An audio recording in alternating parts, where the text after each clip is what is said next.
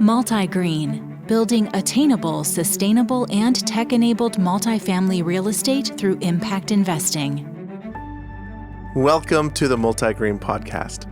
I'm your host, Randy Norton, and today we'll be speaking with former HUD Secretary and current Chairman of American III, Henry Cisneros. As the founder and chairman of CityView, he and his team have partnered in building more than 100 communities in 13 states, building more than 7,000 homes with a total value of over $5 billion. As the former Secretary of the U.S. Department of Housing and Urban Development under President Clinton's administration, he has been credited with initiating the revitalization of many of the nation's public housing developments and with formulating policies which contributed to achieving the nation's highest ever homeownership rate. It's incredible.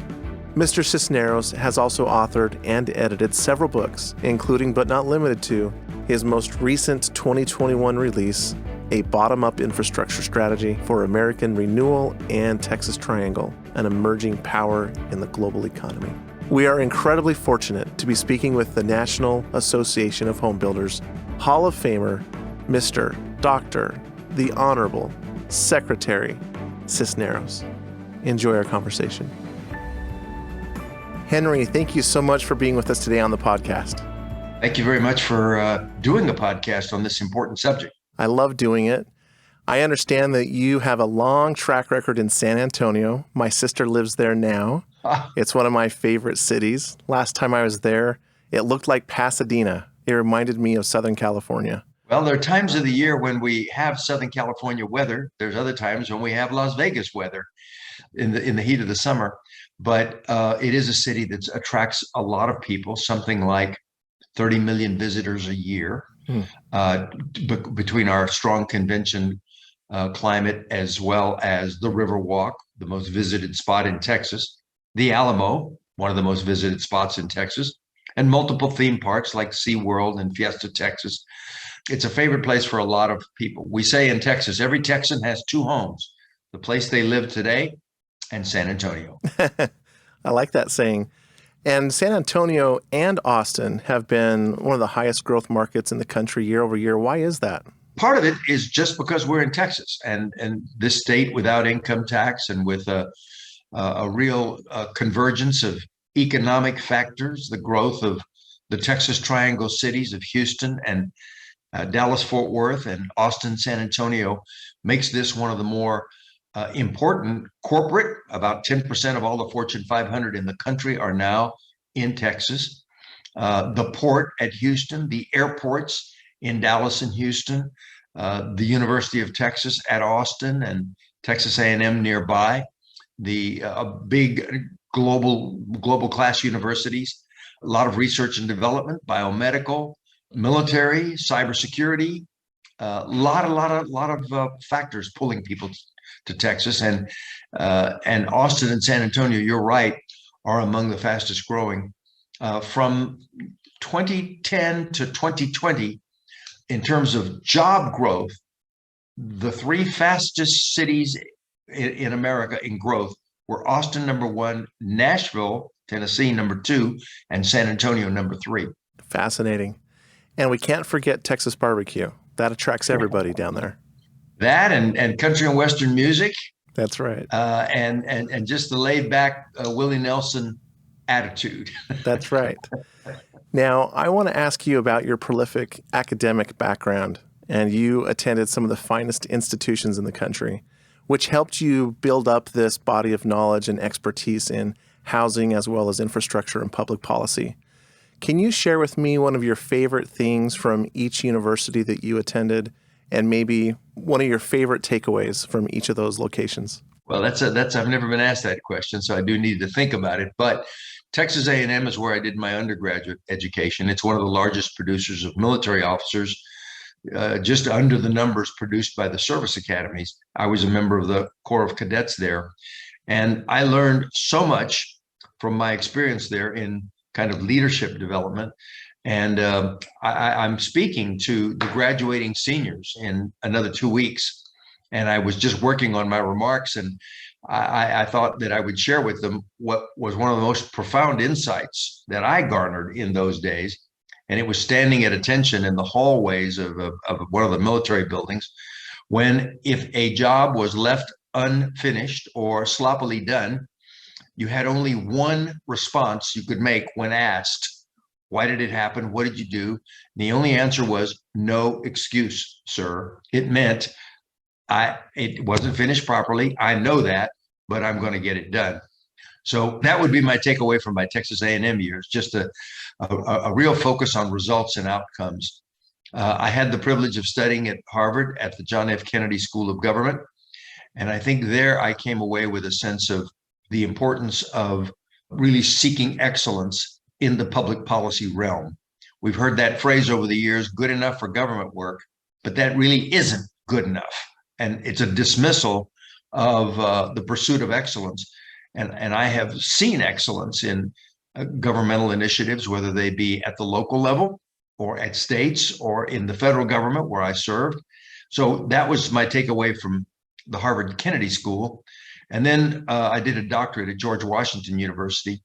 And there my focus was on cities and economic development. And I guess I came away with a clear sense from the research that I did there that cities can be masters of their own destinies. They don't have to just ride the stormy waters of the national economy or of trends in their region, but with intentionality, cities can focus on changing their trajectory of the future. And one of those dimensions where cities can excel is creating the platform for inclusion and equity, which is so difficult to achieve in any economy. But if a city is working on its education programs, and working on its training, and working on its neighborhoods, and working on its housing availability, all of those can come together and create a better place. We're starting to see that become more common in this decade, and the theme of ESG, DE&I, diversity, equity, and inclusion. Right. And we're starting to see the Harvard Joint Center for Housing Studies focus in on not only cost affordability and burden, but the digital home and sustainability. Is this the turning point in really bringing in all of these confluences to make the housing environment a better place, and really the home environment a better place to be for the family? Well, I do believe that we are seeing a new role for our cities and communities. Cities are fundamentally the engines of the American economy. That makes them very important places. You know, we like to think that a nation trades with another nation, for example, but indeed it is the Port of Los Angeles that trades with Tokyo, or the Port of Seattle that trades with Singapore. So our cities are the pinnacles, if you will, of the way our system works. Within that, our neighborhoods are where people live, and we're seeing more emphasis on livability, on walkability, on, you know, the settings in which children can live safely and people can enjoy a quality of life. And then I would say is the next level is the home. And one of the things I learned in my work as Secretary of Housing is that a home, a house, rental or ownership, an apartment, whatever is the place we call home, is the focal point. It is the centerpiece. It is the platform for all of the progress we want our individuals and families to make. It's very difficult for a person, for example, to be looking for a job if they have no place a person can contact them for a job. Children need a stable place if they want to get ahead in school to do their homework and study. And home is where we heal when we're sick from a cold or something more serious. Home is where we keep our most precious possessions. Home is where we gather our families.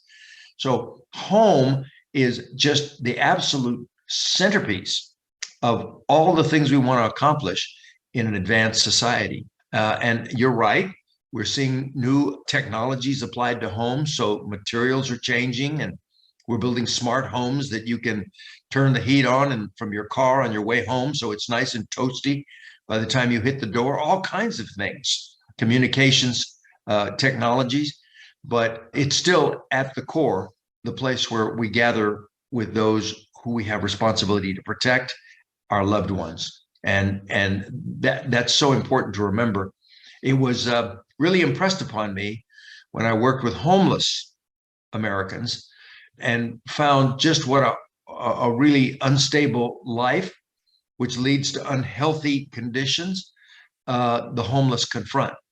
The lifespan for a person with AIDS on the street, homeless, is about 6 months. Unlike the virtually indefinite lifespan associated with the right cocktail of medicines for persons with AIDS in the society at large. So all of the environmental assaults, if you will, on a person who is homeless prove the importance of having a stable place to live. Excellent insight. As the 10th HUD Secretary of the United States, I want to thank you for your service. I also want to ask you, are the problems the same from when you were serving and comparing to today? It seems like the housing condition and the housing environment may only be getting worse. I think the problems are the same. The core problems are the same, only I would say more intense. In that sense, you use the word worse. I think that's probably correct. It's harder today for young people to be able to buy the entry-level home. Prices are high, and there have been a lot of assaults on that entry-level person in terms of what income they can make and how much money they can save. Today in America, there is not one single metropolitan area in the country where a person earning the minimum wage can afford the rent on a 2-bedroom apartment. It doesn't exist. Can't match that low income minimum wage with the rent on a 2-bedroom apartment. So the whole question of affordability is more intense. The issue of homelessness is maybe not larger. It's about the same size as it was, but we all know it's too large at some 650,000 or 700,000 people a night on the streets of America's cities. That's a city the size of Salt Lake or Oklahoma City, wandering around the streets of America's cities on any given night, And then we have other issues of overcrowding, of discrimination against people being able to get into the quality neighborhoods so they can get their children into good schools. So we have a lot of issues that are bigger in the society because we've not addressed the home and house question. And what is the home and house question that we should be asking? Well, fundamentally, it is the inadequate supply of affordable housing. We have too small a supply of affordable apartments matched against the number of people, the demand, the number of people who need it. We have too small a supply of entry-level affordable ownership for the number of people in the population who are ready for home ownership, who under ordinary circumstances would start their way up the ladder of home ownership. Home ownership, we have learned over the years, is one of the fundamental building blocks for the middle class. For most Americans, the sum total of their net worth, what you call net worth or wealth, is the equity they have built up in their home. If they can't get into a home, can't pay the entry-level price, then they're locked out of that basic machinery by which we have built the middle class since the end of World War II. We have the strongest middle class in the world, the backbone of the American economy, and it's shrinking. And this is one of the reasons why people can't get into that ladder that allows them the savings that come from paying that mortgage, building up that equity.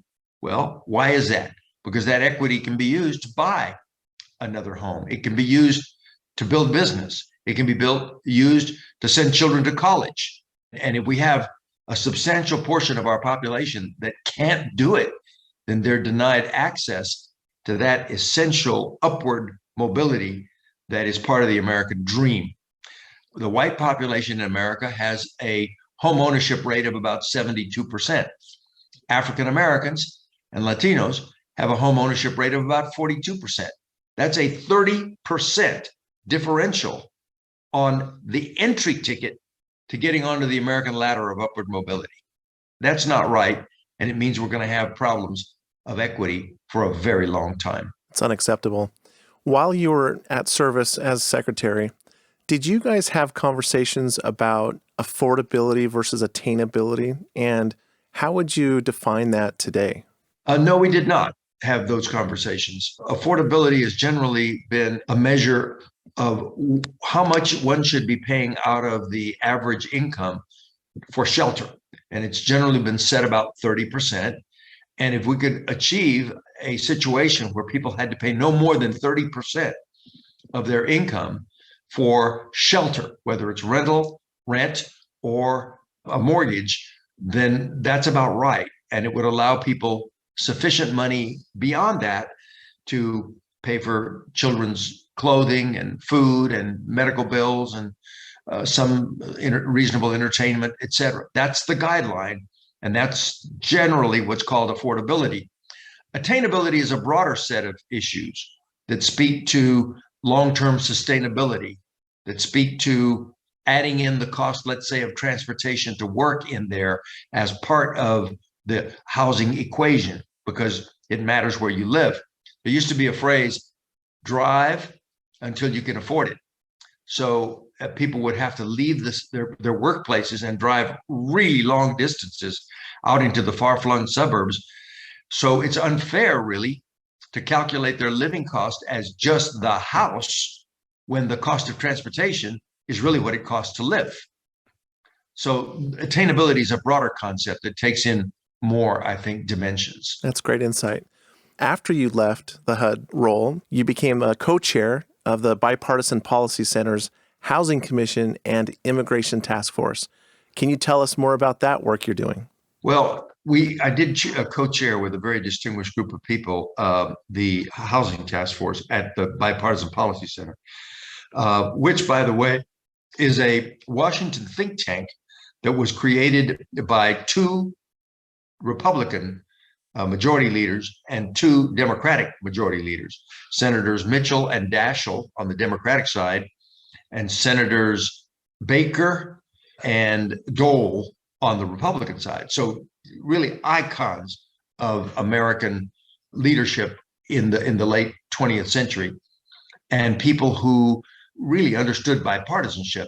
They created this entity to try to forge solutions related to things that could be done together for the country and its advancement. And I was fortunate to be asked to be a board member there, where I am now. And we worked on a set of housing policies in the wake of the housing meltdown, the economic meltdown of 2008 through roughly, let's say, 12, that 4-year span of the, quote, Great Recession, and tried to focus on what should we do with housing coming out of this period. Obviously, a great focus on affordability, which we've already discussed, but also a focus on things like rural housing, where we have a real need in the rural areas of the country. Also, we focused on housing for the coming aging tsunami, appropriate housing for older Americans, for whom it is no longer economically viable in their retirement years of fixed income to live in the big house in the suburbs where they raise their children. And now maybe a spouse has passed and we need something more appropriate, age appropriate, not just in where it is and what size it is, but how it's accessorized with few steps and proper lighting and cabinets that a person can pull open easily, et cetera. We're way behind, recognizing that some of the fastest portion of growth of our population is people entering their more frail years. The population of the baby boomers who were born in 1946 to 64, that 18-year span, are now over 65. First baby boomer reached 65 in 2011.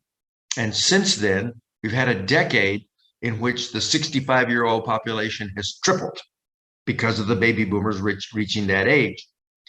And we're about to come onto a period when the 85-year-old population will triple. So our housing stock is not set up for the realities of aging. And it's appropriate to think in terms of how we're going to address this: more congregate housing, more specifically senior housing, more housing that makes it possible for people in their older years who want to live on their own can do so in their own home. Very important.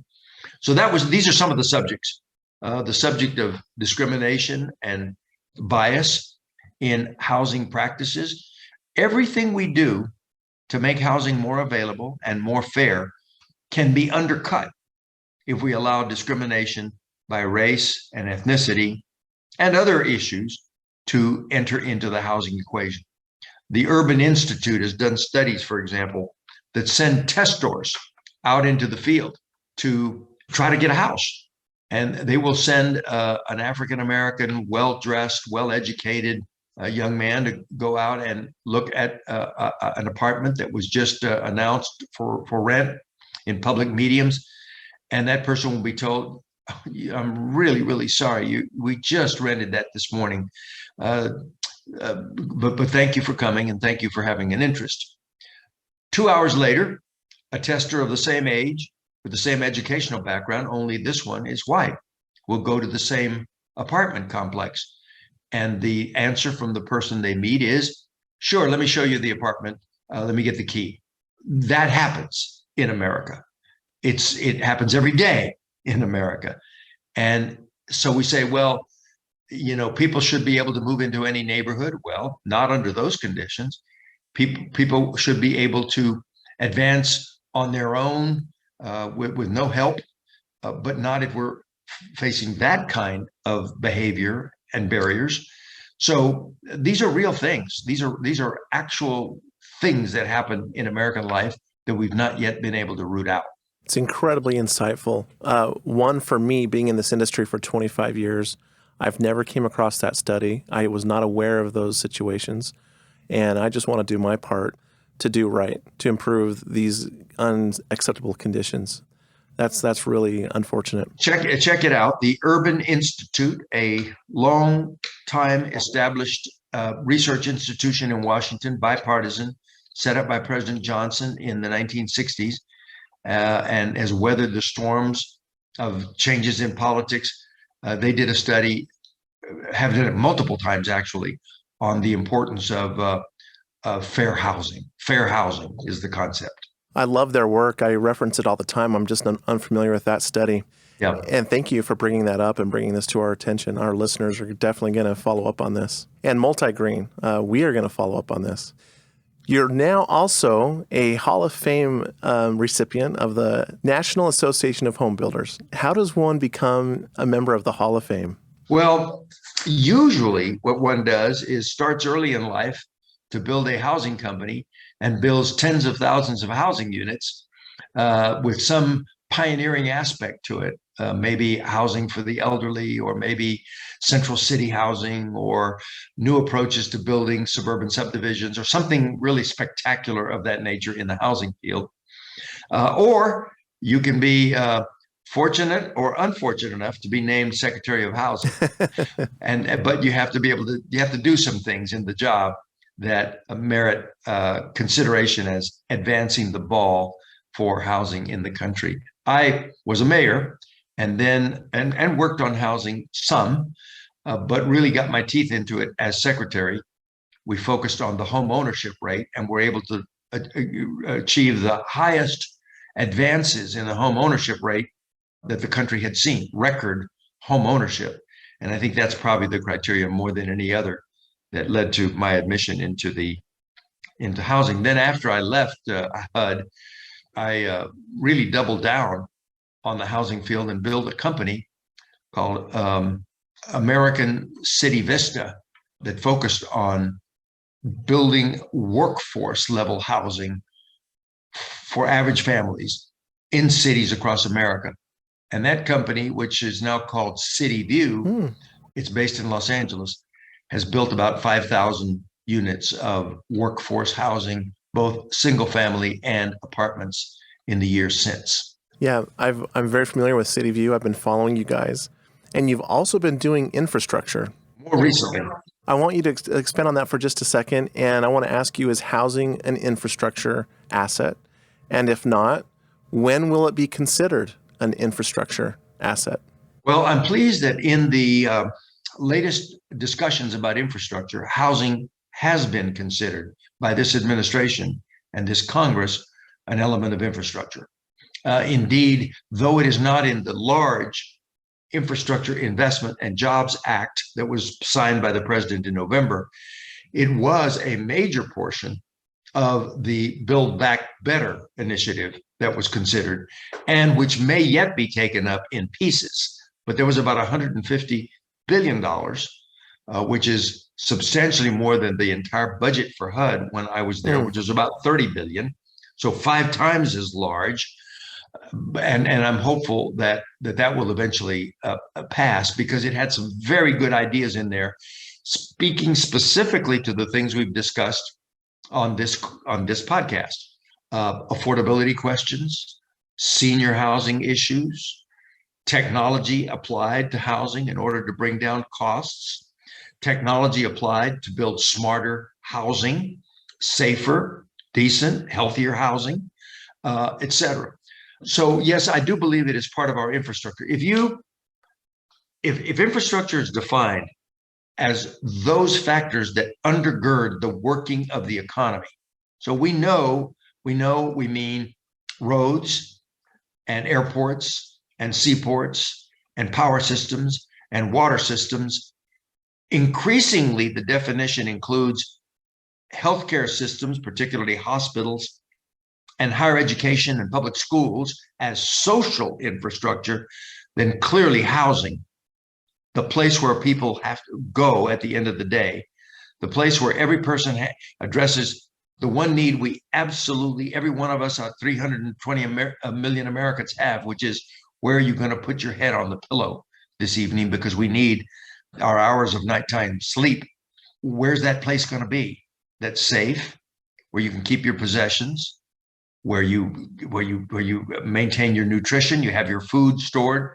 Where is that place for people? That certainly sounds like infrastructure to me. Me too. And you're the chairman of American Triple I. It's an infrastructure investment firm based in New York. And my question is a follow-up to this infrastructure concept. Is public financing and municipality bond structures a potential solution for financing these long-term assets, such as housing? And are you working on any creative structures, or have you seen any creative structures that might be solving something for housing? Well, first of all, we have an estimate from the American Council on Civil Engineering that tells us we have about a $2 trillion to $3 trillion shortfall in just getting our infrastructure up to speed. And that's actually even the more limited definitions of infrastructure. Our airports in some parts of the country are really not prepared for the reality of modern air travel compared to what we see in other countries in the world that have brand new modern airports. Our water systems, we know we've had problems like the toxic issues in Flint, but there are other parts of the United States where the water pipes are 100 years old and they're just begging for trouble. Our seaports are not prepared for the rising sea levels, and we're going to have to do some adaptations of ports, on the major ports on the East Coast, our petroleum ports like New Orleans and Houston, our West Coast ports. We have issues with energy. We know we have to transition from fossil fuels to renewables, wind and solar, and better distribution of that power and better conservation. Water, we confront drought questions in the West and control of floodwaters in the East. And so we have those issues. So we know we have this massive backlog that we have to address as a country. We took a $550 billion bite at that in that act that the president signed in November, but it is not enough. So to answer your question, is local public debt a part of the answer? Well, yes, it is. But even that is not enough, because there are debt limits and covenant limits on what localities can spend.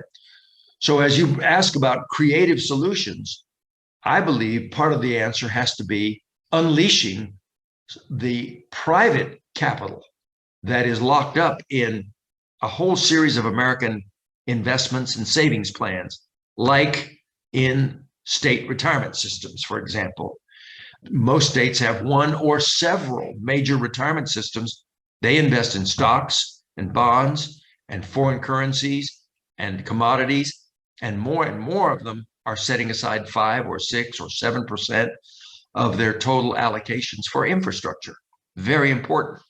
We have insurance companies that take the money that people pay in premiums and invest it. Infrastructure is a place to invest. Good, safe investments. Because unlike a business that might go out of business, our infrastructure cannot. Most of our infrastructure is so required by the public that we're going to see to it that it remains. We can't close an airport or close major highways or close the power system to a city. So P3s, what they call P3s, public-private partnerships, are becoming more accepted. And we know that there's all kinds of capital, including global capital, that can come to American infrastructure. And in the proper partnerships can make possible more of the completion of these critical infrastructure projects that we can do with public funds alone. It's definitely the private capital. Here at MultiGreen, we're working with some of the most influential families in the world. And it just so happens that you worked with one. It is the Bill and Melinda Gates Foundation. Tell us what you did there in regards to housing or infrastructure. I was on the board, which is not really the governing board of the foundation. That was Bill, Melinda, and Bill's father, 3 persons who were the governance. But I was on an advisory group that focused on some of the domestic initiatives. Didn't spend a lot of time on housing in that role, but did on education. At that time, the foundation was very focused on things like literacy, and therefore upgrading the role of American libraries for the first time in a long, long time, and also focused on community colleges, which is a critical step, a intermediate step in getting people to higher education. Not everybody can go directly to a 4-year school, and the community colleges play a huge role in virtually every community in America as the entry level to higher education, but also for specific curricula that may not be offered in 4-year colleges, technical education, crafts-related skills. So those are the things that the Gates Foundation was working on in the times that I was there. That's great insight. Here at MultiGreen, we're committed to building 40,000 attainable, sustainable, and tech-enabled homes, multifamily homes, by 2030. What would your message be to me and my constituents, our audience, as we pursue this initiative? Well, I would say to MultiGreen, you're doing exactly the right thing. You've put your finger on exactly the core of the problem with respect to getting better, decent, safer housing for more Americans. We have a massive supply shortage. When we came out of the recession of 2008, a lot of housing companies went bankrupt and never came back to the field. We're not producing the same levels of housing that we did during that period, and yet our population has grown over those years. So we have more people for whom the inadequacy of supply means the bidding up of prices, as basic economics would tell us, and putting it out of the reach of more and more people. And as I said earlier, because housing is the step to a better life, whether you have to be in an apartment for some years to stabilize your life, get a job, start a family, and then move into entry-level housing, or whether you're ready at that step to move into entry-level housing, and that's going to be the biggest expenditure that you will make in your life and which you want to see go well, a good investment as well as the place you're going to live. We need more, and we need more attention to quality housing. We need more attention to safe housing. We need more attention to green housing. All of these things work in the country's interest. Henry, we are following your lead. Thank you for your leadership. I want to ask one last question. Sure. Define attainability. Attainability means, to me, a place that a person can live in without forcing themselves into stress, both financial stress or transportation or climate or other stresses that bear on our lives. In other words, attainability means being able to be to fulfill all of the purposes of decent housing, which is for people to live comfortably regard it as a good investment, raise their family in a safe place, and create the stable conditions in which more Americans can simply enjoy life as it's meant to be. That doesn't mean ostentatious expenditures. No. A comfortable life that Americans deserve. And so that means housing located in the right places, created in neighborhoods that can be sustaining, with attention to some of the climate questions and green questions, and at a price that families can afford. We can do that. We've done that before in our history. We did it massively after World War II, the 1950s and 60s, when the American middle class grew to the strength that it is. We need to get back on a middle class program of attainable housing once again. Dr. Cisneros, Henry, Secretary Cisneros, the many titles and accolades that you deserve. Thank you so much for being on this podcast today. Thank you for having me. Thank you, sir. Keep up the good work. Thank you for listening. Join us as we build 40,000 attainable, sustainable, and tech-enabled multifamily homes by 2030. And if you like the content you're hearing, hit the subscribe button. Follow us at Think MultiGreen and sign up to learn more at www.multi.green.